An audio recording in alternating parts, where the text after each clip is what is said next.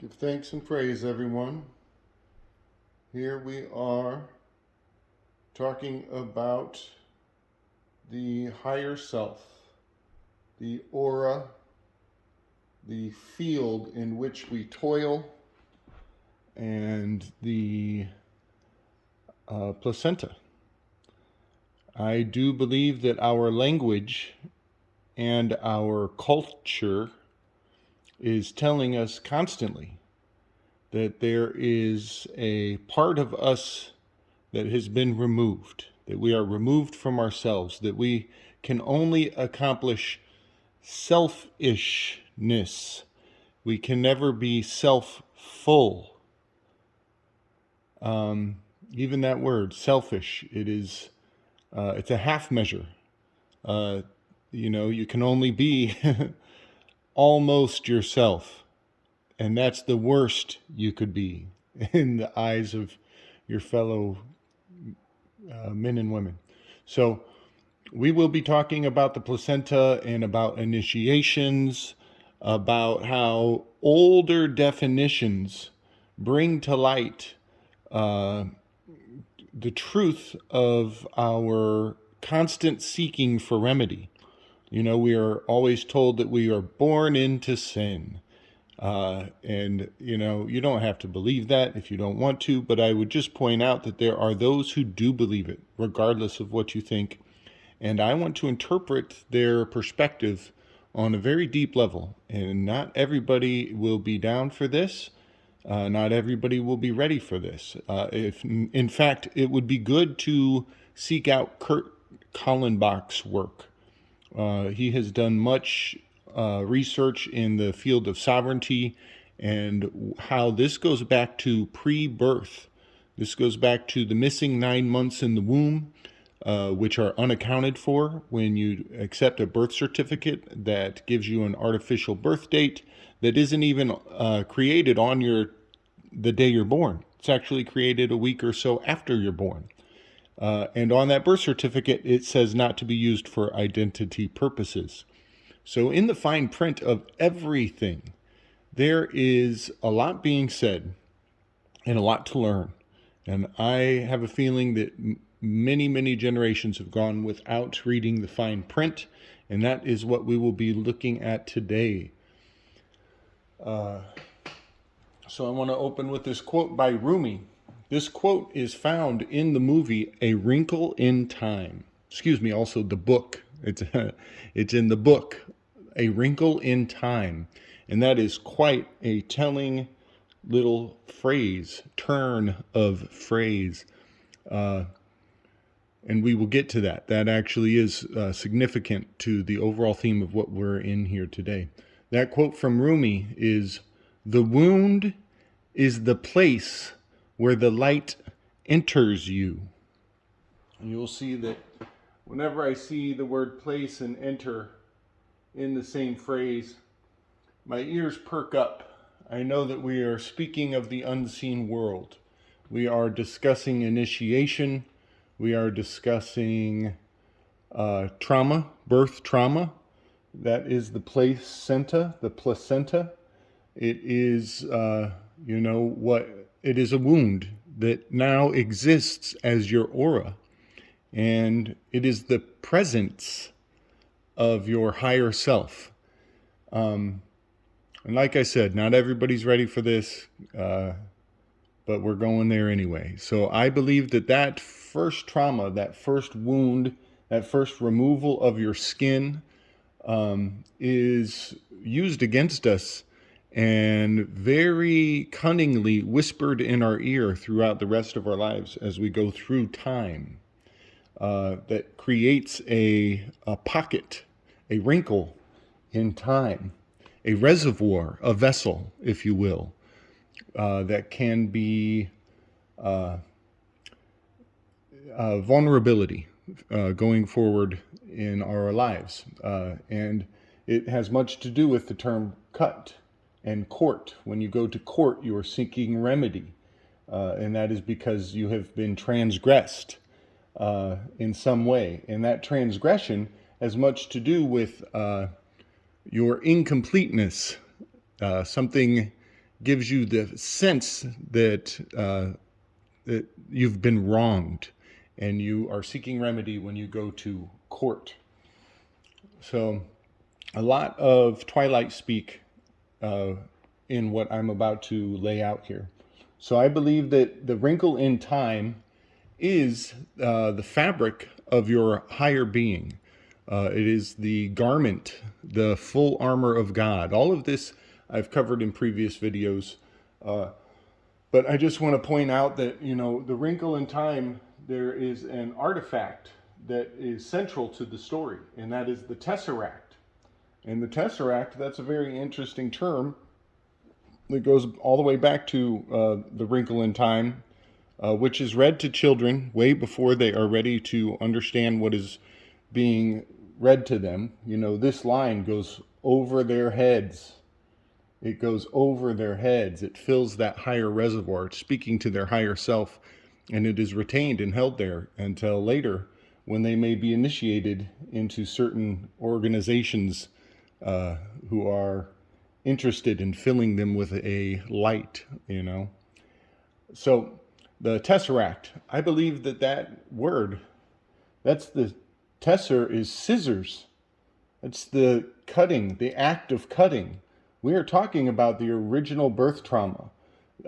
In The Wrinkle in Time, her father is missing because he's seeking the Tesser-act, and that is a scar. It's an emotional wound on the main character. The father has been removed. So, interesting enough, coincidence or no coincidence, in the show Loki, that is very popular right now, the Tesser-act is a pivotal central artifact of the Loki storyline. And I do believe that they are very much talking about a wrinkle in time, the scissor act, the original wound, the scar where the light will enter you. That the movies will inspire you with unclear motivations, shall we say. So in the movie Loki, there is an organization called the TVA, the Time Variant Authorities. Time Variant Authorities. They are talking about the wrinkles in time, again, with a Tesser-act as the central component. I believe that the initials TVA are indicating Tavistock. If you watch this show, you will very much see that the people who think they're doing good, the people who think that they are above the law, who are making remedy to the timeline, they find out that their own organization is not quite as noble as they initially believed. So Tavistock is the TVA. They are very much concerned about the Tesser-act, its effects on wrinkles in time. And if you watch the show, you will see that when you go to the TVA as a variant prisoner, you will go through assorted initiation processes. And I think that's very interesting that the TVA is depicted as an initiation rite because I believe that the word Tavistock relates to this word Tavila. A Tavila is a Judeo-baptism. And in that context, Tavistock is baptized chattel, the animals. They're initiating the animals into a higher organization, into a higher understanding, looking down on the sacred timeline. There it is, Sac-Red timeline. So I want to point out that, right now there's a lot of speak about domestic terrorists, domestic violence. That's a animal husbandry term of art. That is something that cattle herders specialize in, domesticating animals, making them tame, making them subject to the rule of law, but in this case, the color of law, removing their humanity and turning them into a lower being, initiating them into a lower mentality. But I break that word domestic domesticate. I break that apart and I see dome, mistake 8. And I'm not going to go too far into that, but I do believe that the placenta is has a lot of T cells, shall we say, a lot of nourishment that the baby needs. And in some cultures, the baby still gets the placenta. And in those cultures, the Aboriginals, for example, the resulting lineage of children have a closer relationship to nature than we can ever understand. And they hold a lot of that technology very secretively. Some of them they claim to be able to speak to plants and animals. And I think that is because they did not make the dome mistake and they ate the placenta in some form or another. This gets very much into midwifery, Salem witch trials, which was targeting midwives, and it goes right over my head from that part. And also, it goes over Kurt Kallenbach's head as well. But there is still much to learn in this field of what is appropriate regarding the use of the placenta. But I will go into some more Twilight language. If you look at the old dictionaries, I have a 1961 dictionary, and in that dictionary, the definition of fell, the placenta falls to the ground. It's cast out, it goes into a chain of custody, and there is much research in that field. But what we're going to look at is this word fell. It's a very interesting word when you read the definitions. A skin or a hide, a pelt. In court, the prosecutor, that word prosecute has many definitions, interpretations. It's for your skin, for your hide, for your pelt. They're coming to scalp you. Also a moor, down. The lower lands, the Moors lived in the marshlands, the lower territories. They are considered the lower class in many cultures, but that is a fallacy. History will tell you that the Moors were actually high innovators, and even there is a bloodline of kings related to the Moors. It ties into the Mormons. See Ross Ben and Michael Wan on their most recent video. So another word for definition of fell is to cut, to beat or knock down. So here we are. You're going to court to get scalped, to get beat or knocked down. Make no mistake, when you go to court, you're going to war. And some very culturally inappropriate concepts are hidden in the language in Black's Law. So look up the hemmed down fell. This hemmed down fell is a wrinkle in time. If time is a fabric, then the original cut of the placenta is a hemmed down fell. It is a seam formed by felling. Look that up. Get a visual idea of what I'm talking about. It's what I do when I fold a dollar bill and make those origami shapes from the decodes that I did with the dollar bill, the $1 bills. So here we have, my fellow Americans fell low. They're condescending. You've fallen low. The consciousness of man is in a fall. It's in a downward spiral. So to be called a fellow American, it's on you to associate with that, but it is condescending, viciously condescending. In Egypt, the word felah meant a peasant. So they're telling you, you've fallen low. You are underneath us. A fella, the Odd Fellows Club, I don't think they realize that they are agreeing to be a lesser human being, and they will be used and abused for, the Pharaoh's intents. So here we have partner. A fellow is a partner, and I broke that up too. We have part, never. There's part of you you will never have. In a partnership, there's part of it that is near you, that you keep near, and there's part that is never yours. It's somebody else's because you're in this partnership. So I believe that partner is speaking to that, the two selves, the split in our persona, the left and the right brain that will never, that have such a difficult time knowing one another, coming together. And a fellow partnership is one of a pair. And here we have that word pair. A lot of this insight comes from understanding Codex Biparius. Codex Biparius is two-tongued speak, to say one thing, but to mean many different things by saying it. Codex Biparius.